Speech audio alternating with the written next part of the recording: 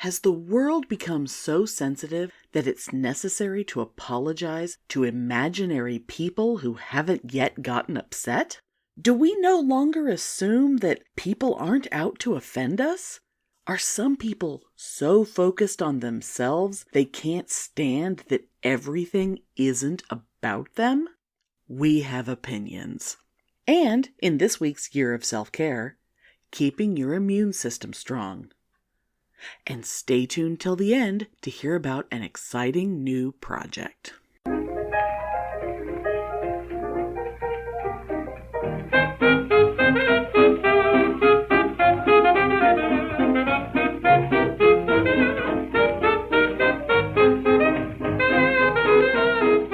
Welcome to Pitney and Amelia's Bitchin' Boutique! We may be awful, but we're right!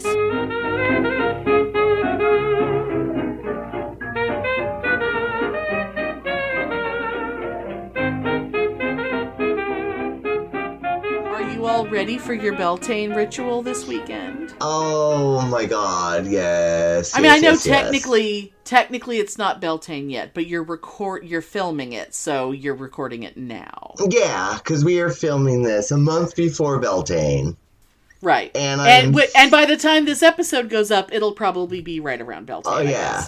Probably. And we are filming it a month before Beltane because I'm sending it to somebody that has to edit all the video and stuff because of, virtual, and you're being all pandemic, blah, blah, blah. Yeah. Right. And you're being all super profesh and having it filmed by someone who knows what she's doing and edited by someone who knows what she's doing. Yes. In fact, we are filming the ritual, as a whole, right? Just flat out, you're there, you're watching the ritual being performed. But then we're going to go and do certain parts over again for filming with close-ups and stuff. So it can be edited together. So you have your coverage. Yeah, so it's going to be really, really cool. Oh, I'm excited. I can't wait to see it. Oh my god. Yeah, and I'm really, really excited. I have not been this excited about something in a long time. So, yeah. Oh, yeah, because the last time you tried to do a ritual, you were trying to do it yourself and record it, and you were doing it in the garage, and you hadn't really been doing much recording, and you were so stressed out. It was a disaster. And I gotta say, you hated it. The ritual itself that I had written was fabulous. Yeah. You can do it next year. But the filming was terrible, and I remember there was a listener that was all excited about wanting to see that ritual. Oh, I think it was Jamal. Hi, Jamal. Yeah, so I am sorry that you didn't get to see it. I haven't even seen it. No one is going to see it because the filming was terrible, but the ritual was fabulous. So if you're interested, email me and I'll send you a copy of the ritual. Oh, there you go. On text. But yeah, no, you are not seeing the video. Oh my god. But I'm so excited, now that you've got, if this system of filming and editing and everything all works out, then you can kind of have a whole thing in place so that you can do this all the time, which is awesome. Oh, yeah. And it was it's funny because I was when I was over there earlier today rehearsing for it, they were asking me, what was it like being in your coven? What was it like having this group of people? Right. And I hadn't really thought about it recently, really. But I had gone, on my computer and looked at all these old pictures. Yeah. To show them. And I was like, oh my God, I used to have 20, 30, sometimes 40 people in my yard. Yeah. Every Sabbath. Yeah. I mean, big ones, Beltane, Samhain, I'd have 40 people. Oh, yeah. Oh, shit. I mean, how many times did I drive down to do Yule with you? I mean, there were so many people. And I would have such elaborate stuff involving the whole yard and blah, blah, blah, blah. And you had the grove. Yeah, you had the most amazing the yard. Pictures of all of us in our ritual garb and stuff. I was like, wow, I really missed that. Oh, Oh my God. Someday when this is all over, I will have that again here. Oh, sure, yeah. But, Speaking of, because since you're doing it outside, I was going to ask you how the weather is, but I can tell it's breezy because your wind chime, of course now it's being quiet, but while you were talking, the wind chime was kind of going crazy. Is it really windy? Oh, God damn it. No, in fact, I had texted my friend across the street yesterday, and I was like, I do not remember this horse shit from when I lived in California before. Well, yeah. There was barely weather before. Yeah, because I was like, what is up with this, like, hurricane force, freezing wind, nonstop? Well, wasn't it last weekend you guys had hail, or was that 2 weeks ago? Yes, it was, yes. Yeah. I do not know what the hell is going on. Yeah, like, there's actual, because my memory, now granted, I only lived in San Jose for 6 years, but my memory was, like, 9 months of lovely weather, and then 3 months of nonstop rain. But the nonstop rain was never a storm. It never rained really hard. It just rained constantly. And that's why you have, mudslides and shit. Because in the summer, everything catches fire. And then in the winter, all the ground with no vegetation, because it burned, slides down the hill. And that's just the circle of life in Northern California. Oh, yeah. But now they have actual fucking weather, and people need air conditioning and shit. And it's like, I mean, you had to convince your mom to install air conditioning in that house. Oh, yeah. Because it was for the first time since the 50s. Yeah, and I was just like, fuck, I'm going to move back to Texas because at least I have air conditioning here because it's just as hot. Yeah. Oh, my God. Yeah, I wouldn't live. I mean, I don't know how anyone ever lived. But then, I mean, I lived in a house with no air conditioning for a while. No air conditioning and barely any heat. But, when you're in your 20s, you can tolerate, we had rats and everything else, and it was, you can tolerate a lot more. But, like, imagine, like, living on the frontier. Oh, no. And not only having it be that hot, where it is, like, if you were in, like, say, the Phoenix area, like that part of the country, the people, the natives who lived out there, I mean, that's why they lived in, like, adobe, because that's the only way to get anything remotely cool, or like trying to live underground as much as possible. Because god damn it, it can get to be 120 out there. And it's not just that it's hot, it's that to live, you have to hunt or farm, or you're out there being physical constantly all the time, and it's 120 degrees. Oh, and I know my mom always talks about, how her parents migrated in, like, 1920. Yeah. From New Orleans to here. Oh, is that where they started in New Orleans when they came over from... Yeah, where was it? From Italy, from Sicily. Well, I know, from Sicily, right. Yeah. I knew it was Italy, but... And then it was like, well, of course they fucking did, because it's really fucking hot and horrible there. It's so humid. And you didn't have air conditioning back then, Yeah. It's a goddamn swamp at the end of a big, huge river. Yeah. It's not cute. Yeah. Oh my God. But, yeah, I apologize if I go a little spacey. I've been a little, out of my mind in the last few weeks. I can't go too far into it, but, my dad fell down, and this is like the 8th time he's fallen down. Mm-hmm. But this time he's fallen down outside more than once and had to like crawl back to the house. Because, he lives all by himself, and, especially this time because he was in his backyard, and it's like he doesn't have a fence. Luckily, if someone was on the street, they would have been able to see him going down the side street, but no one was out. And he had to crawl to an old broken chair, but luckily it was sturdy enough to pull himself up. But he just hurt for a while, and then we found out that he has a compression fracture in his L3, and apparently it went from 20% compression to 50% compression in the last couple weeks. But and that's because he's stubborn and he won't stay put.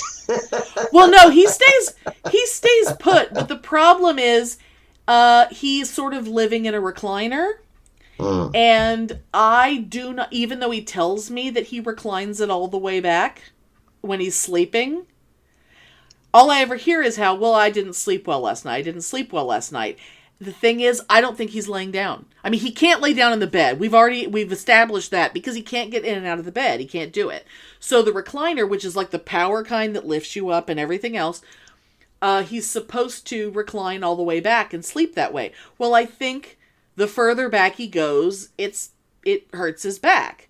But the thing is, he needs to get as far back as he can get, and then let the muscles relax, because I truly believe that the reason why the compression is even worse is because he's been sitting up 24/7 for weeks since the first x-ray. Oh, okay. Because I thought that is because he was being too active. Oh, he's not active. Okay. I mean, if going to the bathroom is active. Well, you know. I mean, there's all these things one of the things that's making me nuts is, I mean, he's very stubborn. He's about to turn 90. By the time this is out, he'll be 90. And he just, he wants to be the tough guy, and he wants to, no, I can get up out of this chair. It's like, why did you pay $1,000 for a chair that lifts you and not push the fucking button? Let it lift you up. Now, is this the same lifting chair that he bought for your mom and your mom got mad? Oh, no, because that one got thrown out a long time ago. Oh, okay. But he and Mom, okay, that. Yeah, that's a whole other story. Mom was, I don't know, 60? She was fucking fine. I remember that. I mean, I should say, it's like, my parents didn't have kids until they were in their 30s. So, like, my mom's 60th birthday was the first time that she felt even a little bit old, because her youngest was going to graduate from college. So, like, when she was 40, she had a toddler. When she was 50, her youngest was still in grade school. So 60 was kind of a big deal. But, he paid all this money for this fucking chair that she didn't need, and it was all, well, because, you're getting older. It's like, well, first of all, he's older than she is, and second of all, she doesn't need it. And, I mean, even when she had her hip replacement, she didn't need that shit. I mean, Mom was fucking bionic and unstoppable. Oh, yeah, but no, I remember that chair. And I remember your mom so being furious. Mad at it. But I remember I used to love playing in it. Well, yeah, that's why. I would play around with it. I loved it. My nephews rode it like a ride. My nephews treated it like a carnival ride, and so it broke long before anyone actually needed it. Okay. So they got rid of it and they replaced it with 2 identical lifty chairs. And so, Mom used hers and Dad used his. And then, like, after Mom died, every once in a while, like, Dad's would, have to go into the shop for repairs, and we'd just move Mom's over there, and we'd switch them back and forth. But his new thing, and this is driving me crazy, and I was just over there today, he has figured out that he needs it to be all the way up so that he can, like, back into it and make sure his butt is centered and all the way back, so that he doesn't have to scooch himself into position. That's smart. That's great. That's good. Here's where he's stupid and stubborn. When he gets up out of the chair, he doesn't raise it up. He just gets out of it. So not only is he putting all this extra strain on his body to do that, but when it's time to get back in the chair, he has to lean down and pick up the remote and stand there all hunched over and push the button for the 3 minutes it takes to slowly raise all the way up. Oh, that's right, because I knew, those chairs are really fucking slow. They move really slow, but that's so they don't hurl you across the room, So he has to wait for it to go all the way up so he can scooch his butt back. If he'd used it to raise himself up in the first place, it would already be in position and he could just sit down. But no, and he keeps doing it. And it makes me crazy. And I can't, I mean, don't get me started about my sisters and how one of us will see a completely different person than the other ones will see. And, and apparently we're all just fucking liars. And I don't know. Whatever. I know, but all I will say about that, I have known you and your family for almost my entire life. A long fucking time. Pretty much. And I will say, what you see is right, and what your sisters see is wrong. Pretty much. Yeah. And I don't care that your sisters see different things from each other. They're wrong and you're right, and that's fact. They just they approach things completely differently. Like they want to treat, Dad is, they treated Mom like an invalid, and Mom was like, "Oh my God, get off me, get away from me, I can do my own shit." Mom gets up, "Where are you going?" "I'm gonna go get a drink of water." "Let me get it. I can get a glass of water." "No, Mom, let me get it." And then they're like, follow her in there and hover. And it's just like, she was so pissed all the time because they wouldn't leave her alone. And she was just like, "I'm okay. When I need something, I'll let you know." Dad, on the other hand, is very happy to be pitiful. I don't want to say it's because he's a dude, but he is a dude. And, he's a tough guy until it's inconvenient, and then he has to be a baby. Oh, because he's so sensitive. I remember at your mom's service. Yeah. I tried to hug your dad. Oh, I didn't even see that. And oh my God, he was so uncomfortable. Oh. So uncomfortable. And I didn't say anything because I respect him a lot, Yeah.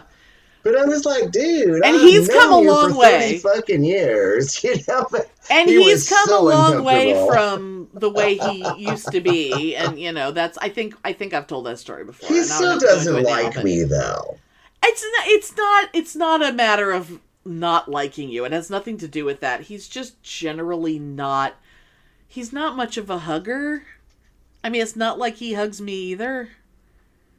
That's just, Yeah, but the poor man, he was so uncomfortable and I tried to hug him. And as I was doing it, I was like, "Oh no, why am I doing this?" Oh, this was a bad move. But I was just like, okay, I'm in it, It's like, you don't, like, you're already going in, like, all right, I gotta complete it. I gotta finish him because he was, like, so uncomfortable. But, it's okay. Oh my God. Oh my God.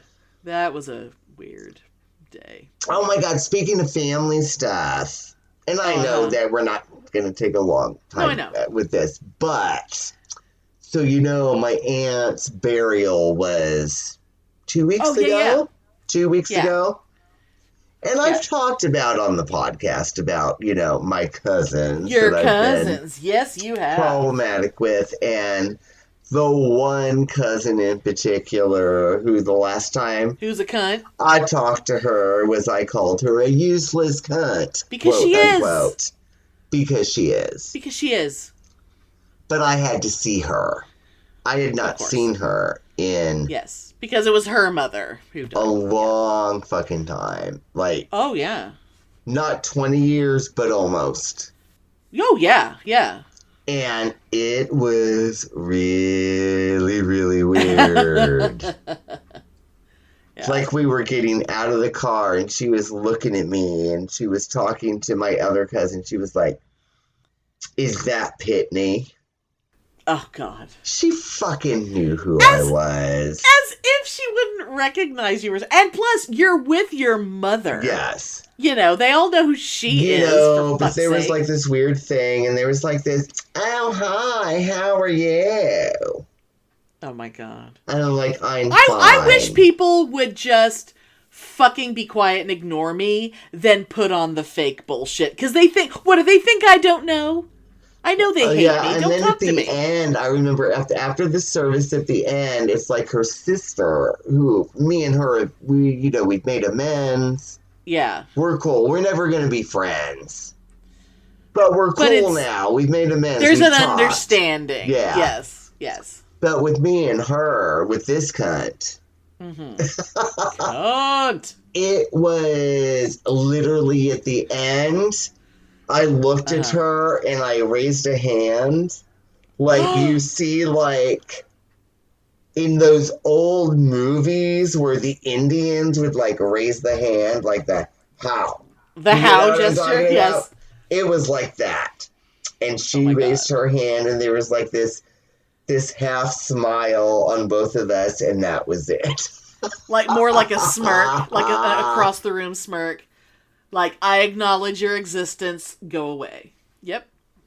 Nice. And that's kind of a shame because we were like siblings growing up. But anyway, that was the other major thing that happened in my life since we've done this catch-up thing on the show, you know. Well, considering my siblings and I were like siblings too, that doesn't mean it's a good thing. Yeah. I mean, you were not technically an only child, but you were, because your actual siblings weren't in the house. They were long gone. But everyone I know who was an only child, they're always like, well, you really, but they are your sisters. And it's like, you want some? You can have them. Right. I mean, I don't want to be a bitch, but, Yeah, but God damn it. There's reasons why I'm in therapy. Oh, girl, I know. And anyway. Oh, my God. But that was interesting, and I felt guilt about it. And then I talked to another cousin about it. Yeah. And she was like, you don't need to feel guilty. She's a bitch. Exactly. Cunt's got a cut. Yeah, exactly. The year of self-care.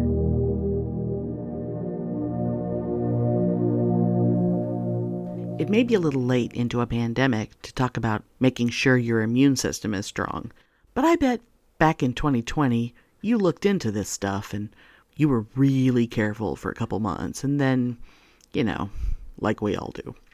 But let's regroup and do what we can right now to help our bodies fight off all the nasty beasties. A lot of this is going to be food-based tips. But the number one thing is to deal with daily stress in a more healthy way. Breathing exercises, journaling, mindfulness stuff, we've covered lots of topics already this year that are about keeping stress from choking the life out of you. Getting more sleep is another big one. We'll do a deep dive on that soon. In the meantime, practice your breathing and relaxation exercises when you get into bed. See how that helps. And exercise. I know. We're going to go deep on that one soon too. Just trust me, even a little exercise is better than none. Now let's talk about what you're putting into your body. Water. You need to drink enough. Every system in your body needs it. How do you know if you're drinking enough? Easiest way to tell is to look at your pee. You want it to be only slightly tinted yellow, like pale yellow. It shouldn't be the color of apple juice and frothy like beer. Seriously, that's disgusting. Drink some damn water. Think it's impossible to drink enough water? Replace something you're already drinking with water. You'd be surprised. Also, we live in this magical time where they make all these little flavor drops you can put into water to make it less, watery tasting? You have no excuse. Sugar. Eat less of it. I'm not saying no carbs. I'm not saying you need to go all paleo or some crap. Just pay attention. Stuff you're eating has added sugar for no reason, and you probably aren't even aware of it. Your body needs carbohydrates like sugar to function, but then there's a point where you have too much in your system, and that's when you get inflammation. Inflammation affects how your digestive system functions, and you know how your gut biome is a big part of your immune system. Killing off the good bacteria means you can't fight the germs coming to take you down. It's a whole thing. Inflammation messes up everything. I could talk for like an hour about it, but I won't. You're welcome. I'll save time on the rest by making a list. Healthy fats, olive oil, fish, avocados, nuts, grains, get those omega-3s, whole plant foods, green leafies, fruits, veggies. See? Easy peasy.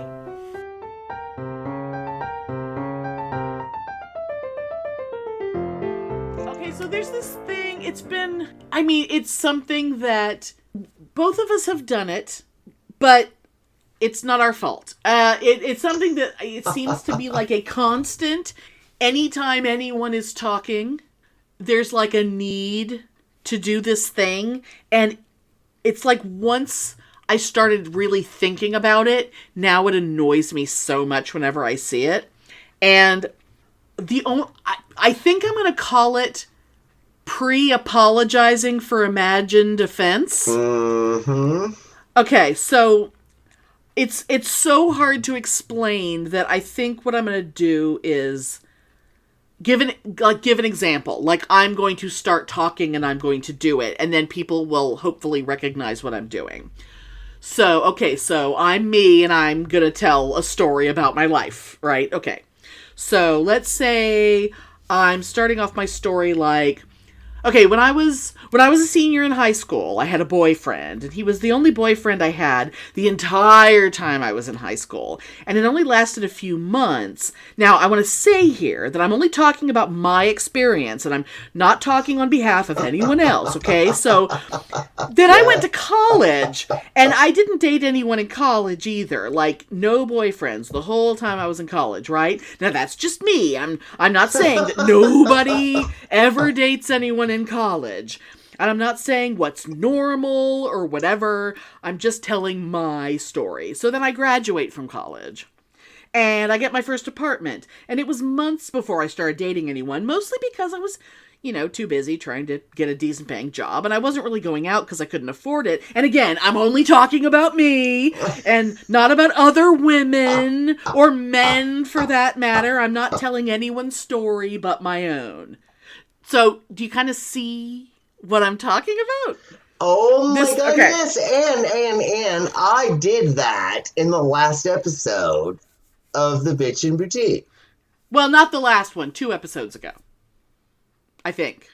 Yeah, 2 episodes ago. Oh, no, yes, now. Because this is 130, and the one that we've been, because it's time travel. So, yes. So the one that we've been dealing with lately is 128, and this one is 130. Oh, yes. The one for that anyone keeping score. I literally listened to last night. Yes. Okay. Anyway. Yes. Oh yeah, and we both do it from time to time, and it's just, but it's because it's like a product of the way the world is. I don't think people used to do this. I really don't. No, because nowadays it's like, oh my God, heaven forbid I should have a feeling or an opinion that might offend somebody. Because I could get sued. But the thing is, it might not even offend anyone, but your brain is going, you have to make sure they understand exactly where you're coming from. You can't just say something. You have to couch it and all this extra shit because someone might have a feeling. And the thing is, what they're feeling probably has nothing to do with what you're talking about. Because most of this pre-apology shit doesn't even make sense. Like the stuff I was saying about I'm only telling my own story. Think about anytime someone's telling their own story and they have to keep explaining that they are telling their own story. And it's like, that should be obvious. If I'm telling a story about my life, it should be obvious to anyone listening that I'm not talking about you. Whoever you are. I know, but I'm talking about my experience. We live in a society now that wants to be offended. And they want to nitpick. And they want to be super sensitive. And they're going to pick apart with a goddamn ice pick in your heart, in your brain. Yeah. To hurt you as best they can because they're not judging you worthy of being as liberal as them. Or whatever. Oh, absolutely. And that's something that, and it makes me so mad. And I think a lot of it does kind of come from, and and the thing, I'm hating myself inside right now because I can't even say what I want to say without doing what I'm talking about. Because anything in the extreme, anything to the militant level, even if it's my favorite goddamn thing in the world, even if it's the nicest thing anyone can be, there is a point that's beyond the point. There is a point to where everything can be extended out to the point of being fucking stupid. And people who are more progressive than thou, I'll just say it like that. Oh, and shut the fuck up. It's like good for you. And there's a phrase that ruffles a lot of feathers, even though the phrase itself, there's nothing actually wrong with it because it is actually a thing. And that phrase is virtue signaling. And that is, I want to make sure that everyone knows how wonderful I am and how progressive I am and how liberal I am. And I'm going to preface everything I say with, well, for example, I'll just use this example. Let's say I'm giving a statistic. If I say something like, women earn 70 cents on the dollar compared to men. Mm-hmm. If I make that statement, there are people who are going to go, but what about trans women? But what about women of color? But what about this? I said women. Women includes all of those, and I'm talking generally about women as a whole.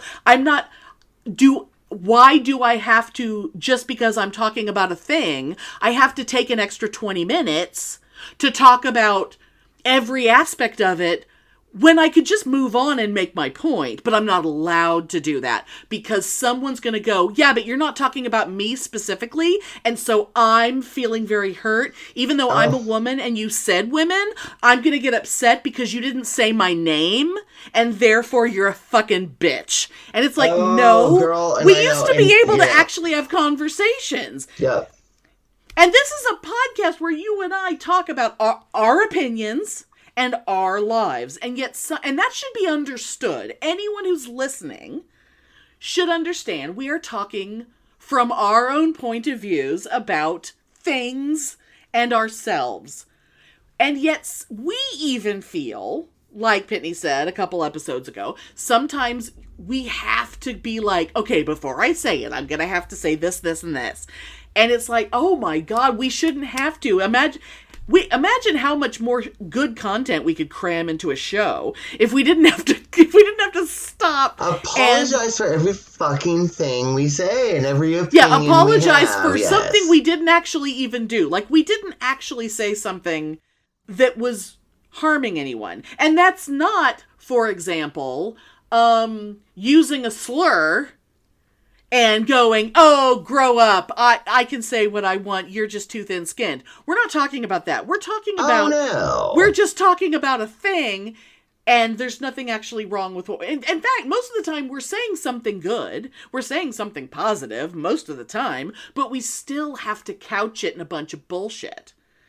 And it's like, oh my God, we all waste so much time pre-explaining and pre-apologizing that it's like, oh my God, it's like, I'm going to tune out before you get to the fucking point. It's like, how long am I supposed to keep paying attention while you're apologizing to people who aren't here, who haven't gotten upset yet? It's like, oh my God, you're not actually saying anything offensive, but you're imagining offended people in the future. Oh, I know. You're talking to them. And I've been dealing, like, okay, so recently, there is a video game franchise I'm a big fan of, Mass Effect. Uh-huh. And anybody that's a Mass Effect fan knows that the Legendary Edition is coming out this summer, which is the first 3 Mass Effect games that are going to be remastered, right? But that's not what I'm talking about. That's not important. Right. Mass Effect was groundbreaking in the time because I think in the second game, it was not the first, but one of the first games that offered homosexual romances in the game. Right. Which is great, right? But all these people are bent out of shape. Why isn't there more gay romance? Why isn't there more lesbian romance? Why isn't there trans characters? They're reissuing the games as they existed, right?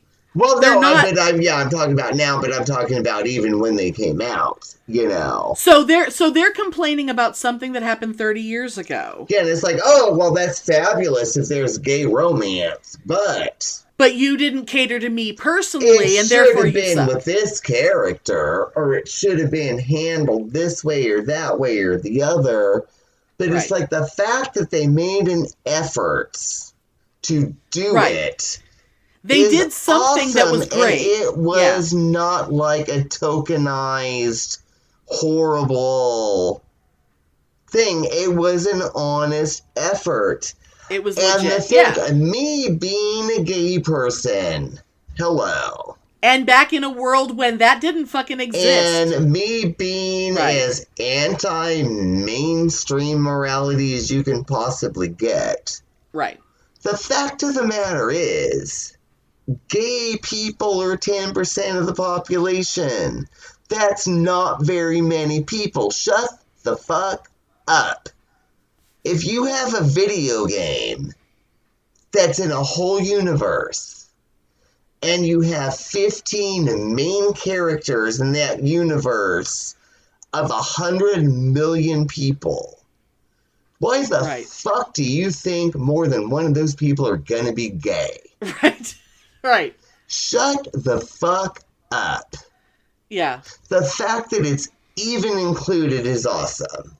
Oh, yeah.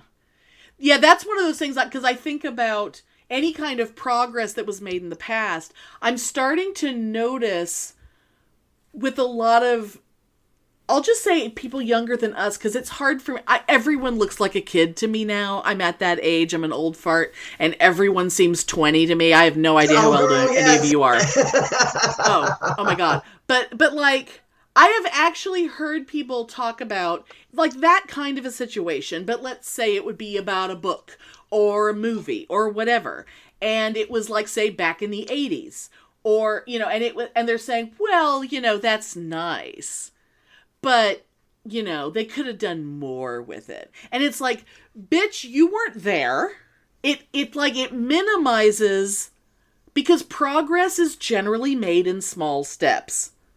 It takes a long time, and it's not all about waiting for old people to die. It's not always about that. It's about little wins, and you have to appreciate every win you get.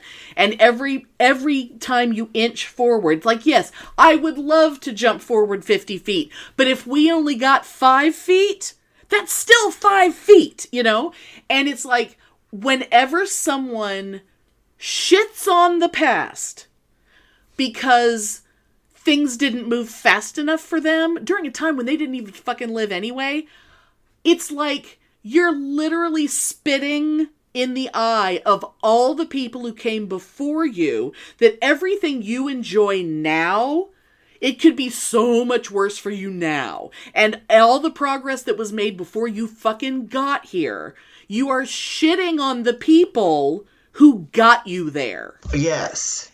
And it's like, how about worry about your own shit and what's going on in your world right now? This retroactive bitching about shit. It's like, yeah, if you want to never watch 16 Candles again because Long Duck Dong makes you really fucking uncomfortable, good for you. But you cannot retroactively make that movie not exist. Yeah. It's like, how about worry about if people are being really offensive today? Worry about what people are doing today, because you can actually have some effect on what's going on in the world now. You cannot make the world better 50 years ago. You can't. It's happened. It's gone. But these games I'm talking about, they're not even that old.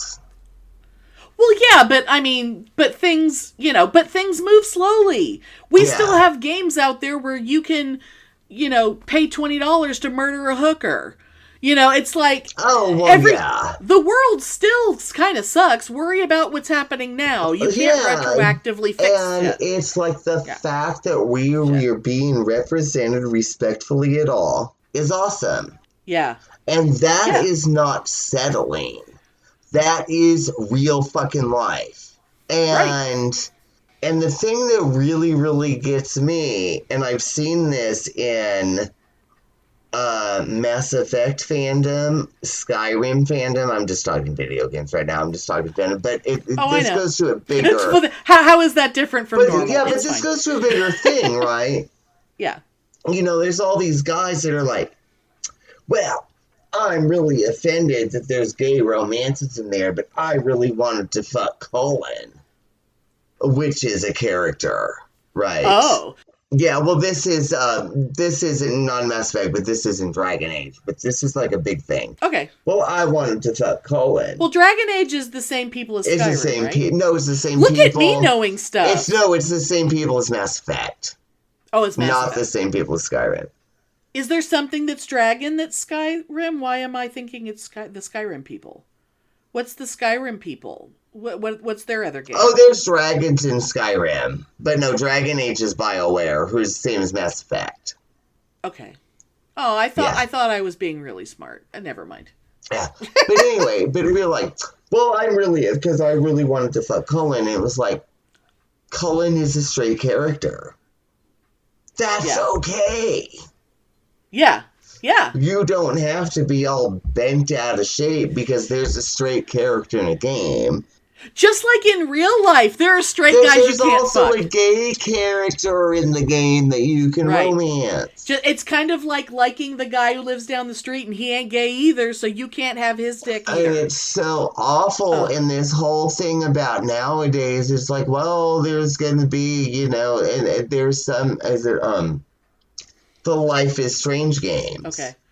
I'm taking your word for it. These fabulous kind of like story-based games where, you just kind of go through this narration. It's sort of like choose your own adventure, right? But it's kind of like a real life kind of thing. One of like them, Second Life? Is that one of those? Yeah. I've heard of Second Life. Yeah. Okay. But one of them, one of the main characters is bi. And you can go one way or the other, which that's realistic, right? Right. Because it's not every character. Right. And then in the next game, the main character is trans. Wow, that's cool. Fabulous. That's fabulous. Wonderful. Real. Yeah. Oh, but then, if you're out in the world, like you're exploring a spaceship. Right. A world, whatever. Oh, and then there's somebody that's obviously trans, and then they'll be like, well, that's offensive because we're not like a main character that you can talk to, and that was like set up in an offensive way. But the character in the game probably based on an actual person that the artist knew. Yeah. Or maybe the artist was that trans person who created a character based on themselves, and then someone else has the nerve to come along and say, well, that character's not realistic when it's based on an actual human. Yeah, and to me... It's like, but they're not trans in the way that I'm trans, and therefore it's offensive. Oh, that shit drives me crazy. And even as a gay man, that drives me crazy because I'm like, okay, I'm playing Doom, right?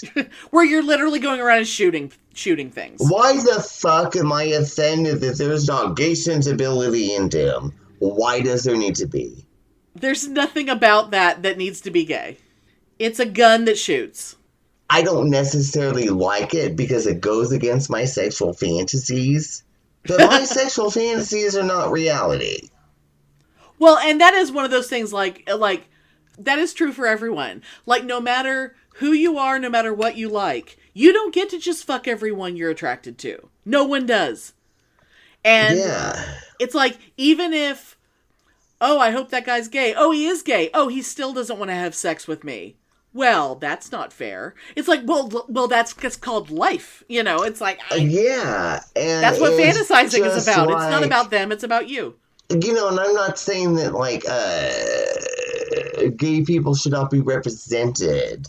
Right. I am not offended if I am not represented in everything I go out and see, because I would be offended if I was made a laughingstock and being called, oh, look at that fucking queer, that fucking faggot, which did used to happen, but that doesn't happen anymore. Right. But that right there, take that as victory as it is. Yeah, absolutely. Oh my God. Because then gay becomes mainstreamed. Right. And then there's going to be people who are going to be pissed off. I miss the days when we used to be underground. Well, yeah, it's like, I was gay when it was cool. I was gay when gay people weren't normal. But like when you were talking about so they put a trans character in something, and then someone's going to find a reason to not like that exact character because it's not exactly the way they would have done it. And I'm just going to grab words out of the air. Like if there's a trans character, and let's say the person who's observing it is trans, but is also, let's say, asexual and demi-romantic. I don't even remember what demi-romantic means. I don't have a glossary. I'm still I don't know what words. It means, but I'm sure it's stupid. Or I'm sure I think it's stupid. There's a lot of words that describe things that are like, you mean like everyone? Well, I'm only interested in having sex with someone that I feel an emotional connection to. You mean like most people? Oh, I like that. Yeah, I like that. Yeah, okay. Yeah, because most people won't fuck a stranger. A lot of us will, but most people would rather, but I'm going off on a tangent. But like, let's say it's like, well, there's a trans character. Good for you. It's like, oh, and they're asexual. Great. Well, what do you mean they're not demi-romantic the way I am? Boo! Oh, I know. They're not exactly like me. That is the point where it's gotten to right now, and it just makes me want to throw up. Oh my God. And I blame Birch Moon Woman for all of it. I want to read. I was going to try and do it from memory, but I can't because I'll fuck it up because there's so many words in this bit. This is a really old bit by Emo Phillips. He's one of my favorite stand-up comics ever. And this joke, the first time I heard it, it took me so by surprise, and it just became one of my favorite things anyone ever said, ever. And it starts off about, I was walking on a bridge, and I saw a guy on the bridge, and he was about to jump.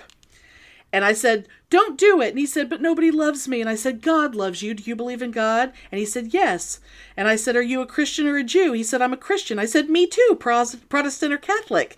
And he said, Protestant. I said, me too. What franchise? I loved that.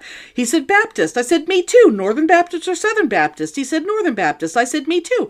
Northern Conservative Baptist or Northern Liberal Baptist? He said, Northern Conservative Baptist. I said, me too. Northern Conservative Baptist Great Lakes region or Northern Conservative Baptist Eastern region? He said, Northern Conservative Baptist Great Lakes region. I said, me too. Northern Conservative Baptist Great Lakes Region Council of 1879 or Northern Conservative Baptist Great Lakes Region Council of 1912. He said, Northern Conservative Baptist Great Lakes Region Council of 1912. And I said, die, heretic! And I pushed him off the bridge. I know. That right there is everything. Oh, yeah. That is what I think of every time somebody cannot take the fucking win. When there's some nitpicky detail that makes them go, nope, don't like you.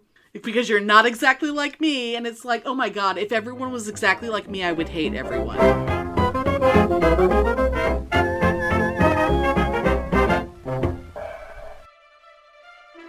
The following is brought to you courtesy of the No Phony Podcast Network, home of independent awesomeness.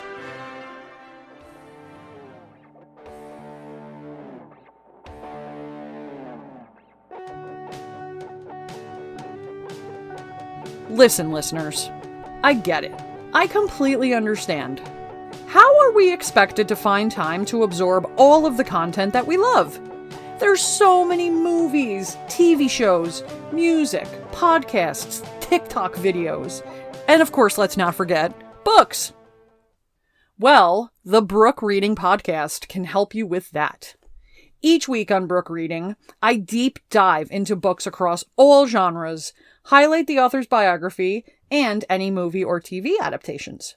I also interview new authors, host many special guests, and tie in tons of supplemental information. 5-star reviewers have said, it's like Cliff Notes for your ears, or it's what school should have been like. The Brook Reading Podcast is a proud member of the No Phony Podcast Network and can be found on any podcatcher. Also, if you go to www.brookreadingpodcast.com, you can find all the information you need right there. Happy reading! And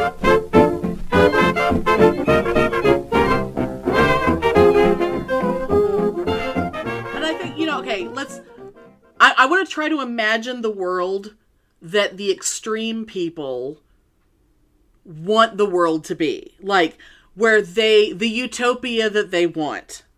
And I really think that if those people, if you took the most extreme people and populated the world with just them, because they are, in their minds, the only really good people. Oh, because yeah. The rest of us are trash. The rest of us are trash because we roll our eyes when they talk.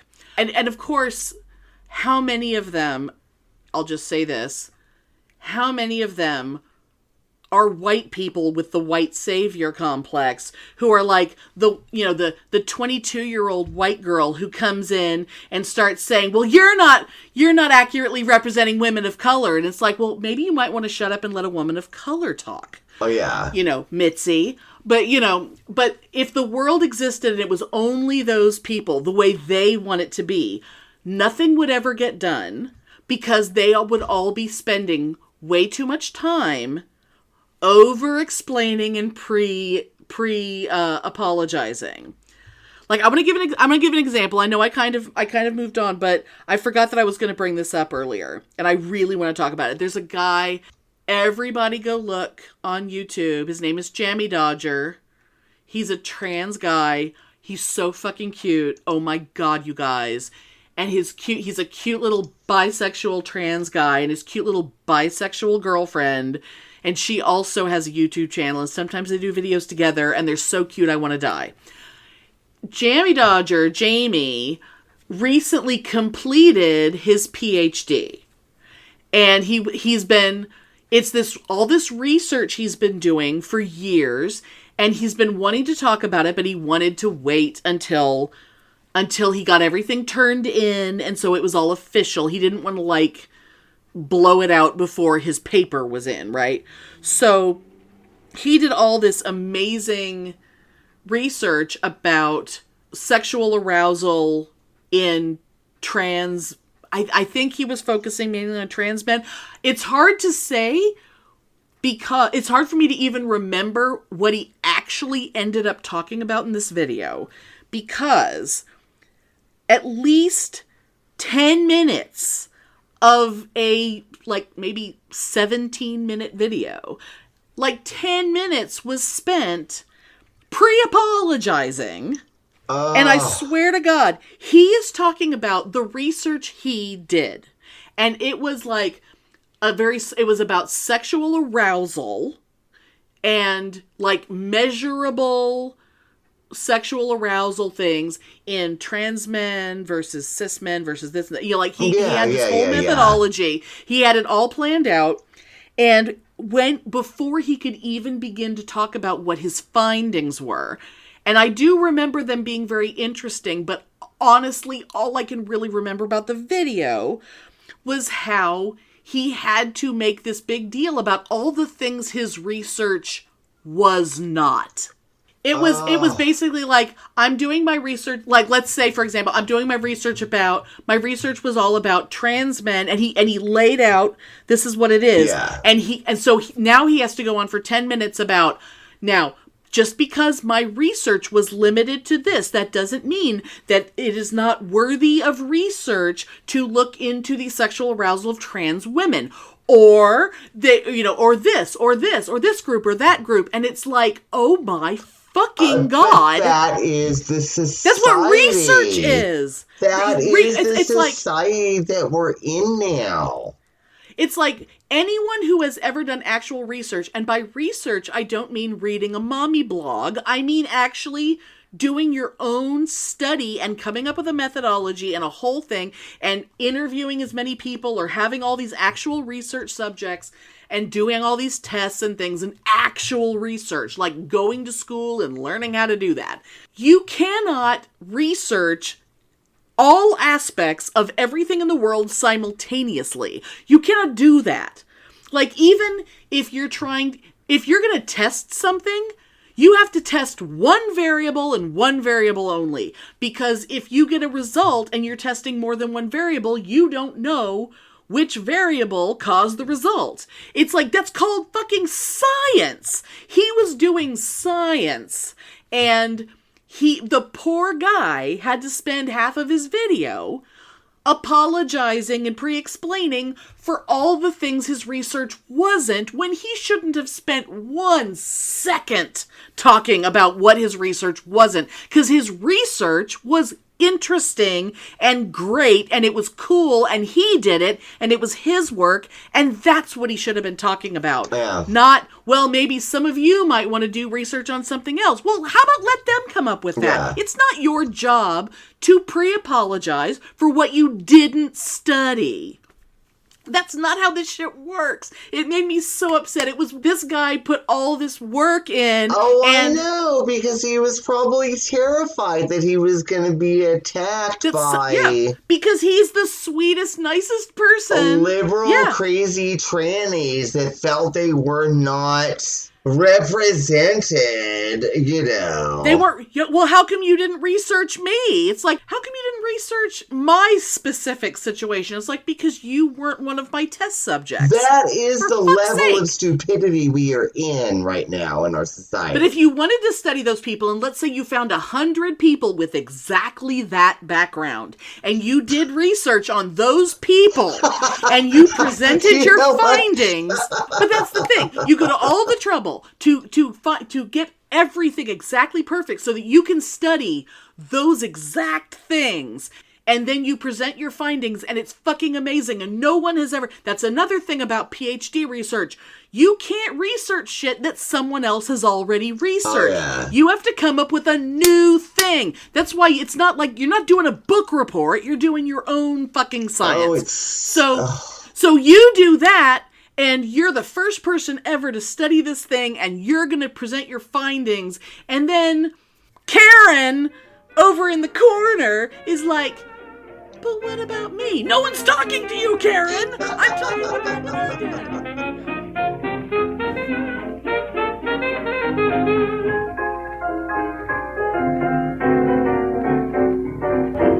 Thanks for listening.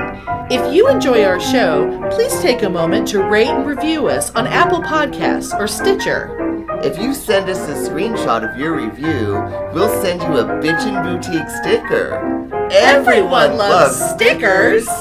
Please subscribe or add us to your favorites wherever you get your podcasts. Subscribers get new episodes first and are also more attractive. Drop us a line anytime at PitneyAndAmelia@gmail.com. We'd love to hear from you!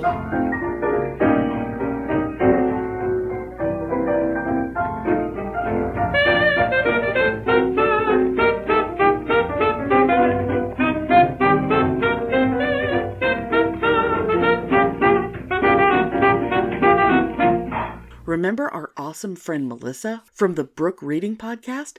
She and Pitney ate herring for good luck on our New Year's Eve live stream, and it was epic. Well, she is celebrating Shakespeare this month, and soon she'll present a fabulous audio drama featuring some favorite scenes from A Midsummer Night's Dream.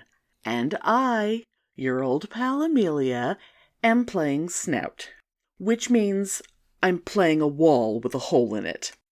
If you know the play, you know what I mean. I've always wanted to play a piece of architecture, and this is my big chance.